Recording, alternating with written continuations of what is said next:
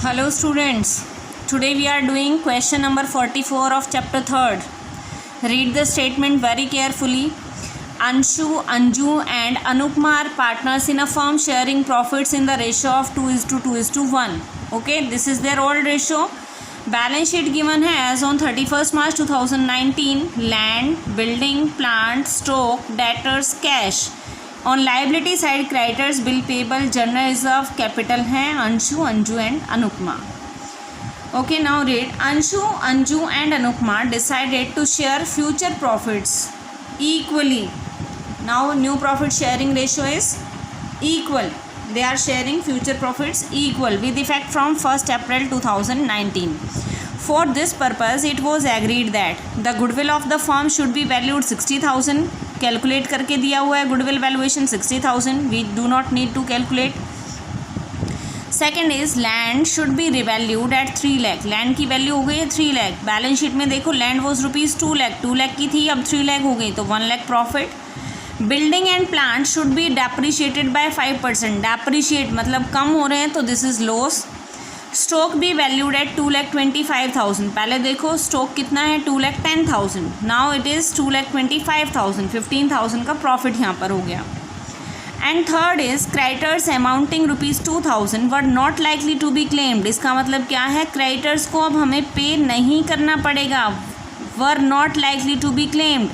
2,000 जो क्रेडिटर्स हैं, अपने क्रेडिटर्स टोटल कितने थे 65,000. 65 में से 2,000 को पे नहीं करना तो अब कितने हो गए 63,000. तो ये अपने लिए क्या है, प्रॉफिट है. And hands should be return off. You are required to क्या क्या करना है, record the necessary journal entries to give effect to the above agreement without opening revaluation account. This mean without opening revaluation account मतलब partners do not want to record the altered value in the balance sheet. ये line most important. जब question में आ गया without opening revaluation account तो एक single journal entry के through revaluation effect जाएगा, रिवैल्यूएशन अकाउंट ओपन नहीं होगा. Prepare the capital account of the partners. Prepare balance sheet of the firm after the reconstitution. तो partners decide, most important line, partners decide that general reserve is to be transfer to the capital account. General reserve को तो transfer करना है, whereas revised values of assets and liabilities are not to be recorded in the books. Revised values को books में नहीं लिखेंगे. तो revaluation और गुडविल की तो एडजस्टमेंट एंट्री होगी, gaining partners capital account debit to sacrificing. जबकि जनरल रिजर्व को डिस्ट्रीब्यूट करेंगे, ट्रांसफ़र करेंगे. जनरल रिजर्व ट्रांसफ़र करते हैं तो एंट्री क्या होती है, general reserve account debit to all partners capital account in their old profit sharing ratio. Let's see. तो फर्स्ट ऑफ ऑल तो वर्किंग नोट नंबर फर्स्ट होगा, ओल्ड और न्यू कंपेयर करेंगे, सेक्रीफाइस और gain. Anshu old ratio was 2:1 and new ratio is 1:1:1. Anshu की position देखते हैं. Old share उसका था 2/5, न्यू शेयर 1/3, एलसीएम 15. कंपेयर किया तो 6 इधर और 5 इधर. पहले उसको 6 शेयर मिलता था, अब उसको 5 मिलेगा, मतलब उसने सेक्रीफाइस किया 1/15 का. Anju was getting same position 2/5 and 1/3, तो उसने भी क्या किया, सेक्रीफाइस किया 1/15 का. Anupama was getting 1/5 share in the old ratio and now she is getting 1/3 in the new ratio. LCM 15, 3 and 5. Old 3 मिलता था, अब 5 मिलेगा, तो उसने गेन किया 2/15 का. तो ये फर्स्ट वर्किंग नोट अपने पास हो गया है सेक्रीफाइस और गेन का. Second we are calculating revaluation amount, revaluation profit और लॉस क्या था अपने पास. So calculate revaluation.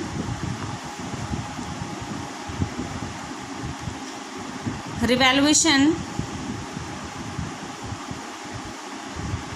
See in your books, read the statement.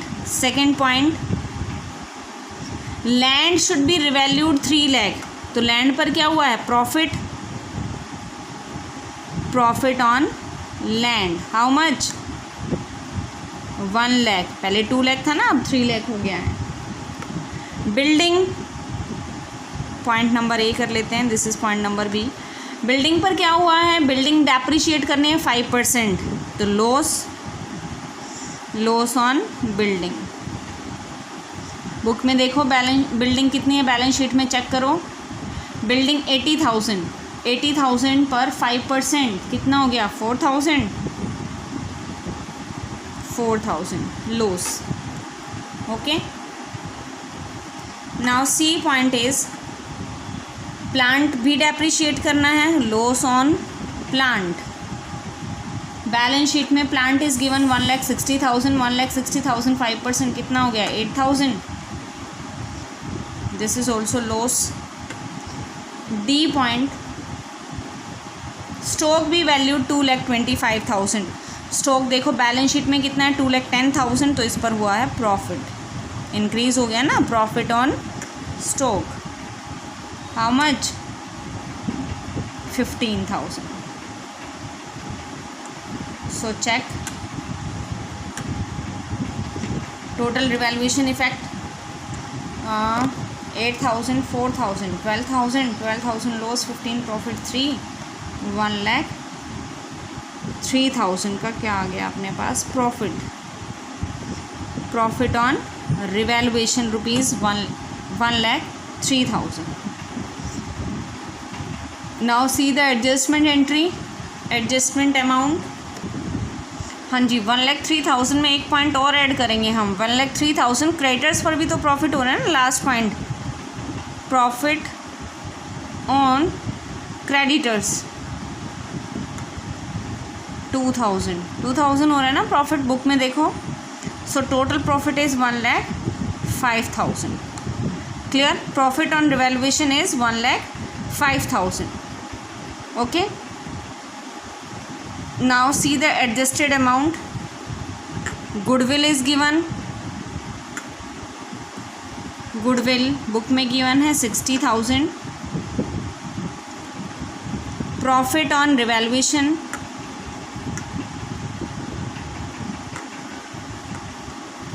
That is rupees 1,05,000.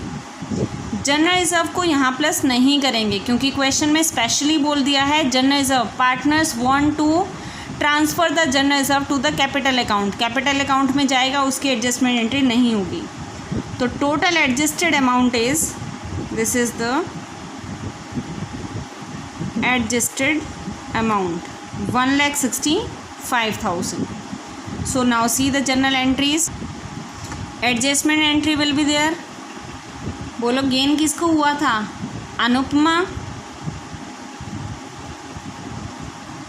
So अनुपमा's capital account debit to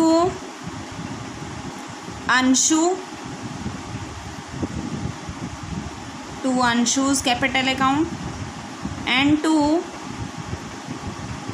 Anju's capital account. Total adjusted amount कितना था अपने पास 1,65,000 is transferred. Anupama ने gain किया था कितना 2/15. तो 2/15 यहाँ पर कितना आ जाएगा 22,000 और इनका 11,000 1/15 1/15. क्लियर है. अनुपमा's capital account debit 22,000 to Anshu's capital account 11,000 to Anju's capital account 11,000. दोनों के कैपिटल अकाउंट 11,000 से. And the second entry will be second entry किसकी होगी general reserve account debit to all partners. कौन Anju and Anupma in their old ratio and general reserve is 48,000. See in the balance sheet कितना है general reserve 48,000. in old ratio means 2:1. 48,000 को divide कर दो 2:1 में. 48,000 इन 2:1 में डिवाइड करेंगे कितना आ जाएगा 9,006 अनुपमा का आएगा 9,600 और इन दोनों का आ जाएगा 19,200 and 19,200. Clear. Two journal entries will be there. One is the adjustment entry and second is the general reserve transfer entry. Now question is asking to draw capital account. We'll also have to make capital account also. Capital account draw करोगे. Capital account of Anshu, Anju and Anupma, debit side and credit side by balance BD. Balance BD. Check करो क्या क्या balances हैं. 2,40,000 and 2 lakh and Anupma is 1,60,000. दो general entries की हैं. First हमने क्या किया है, अनुपमा को डेबिट किया है. गेनिंग पार्टनर था ना, अनुपमा को हमने डेबिट किया था कितने से, 22,000 से. और अंशु और अंजू को 11,000 से क्रेडिट किया था. यहाँ पर तो क्या लिखेंगे, bye Anupama.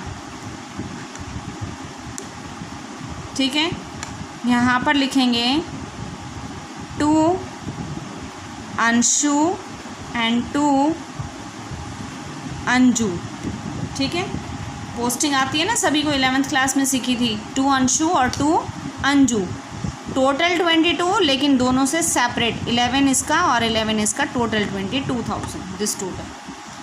Second general entry हमने जनरल रिजर्व ट्रांसफ़र किया था. क्या एंट्री की थी, general reserve account debit to partners capital account. तीनों को मिला था 19,200 और इसको मिला था 9,600.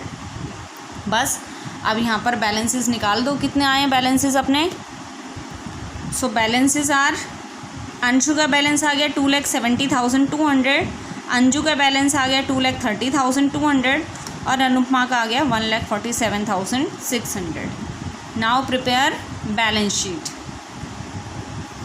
देखो balance sheet as at 1 April 2019. Assets and liabilities check करते हैं. पहले एसेट्स में हमारे पास क्या है, लैंड एज इट इज़ बनेगी. बुक में ही देख लो, बना देते हैं इसको. जो बैलेंस शीट है ऐसी इसी तरह से ड्रॉ करोगे, क्योंकि क्वेश्चन में क्या कहा है, revise values of assets and liabilities are not to be recorded in the books. और हमने बनाया भी नहीं है रिवैल्यूएशन अकाउंट. तो लैंड एज इट इज़ रहेगी, building, plant, stock, debtors, cash as it is amount, creditors as it is, bill payable. General reserve ख़त्म हो जाएंगे. इस जनरल रिजर्व को यहाँ पर नहीं दिखाओगे.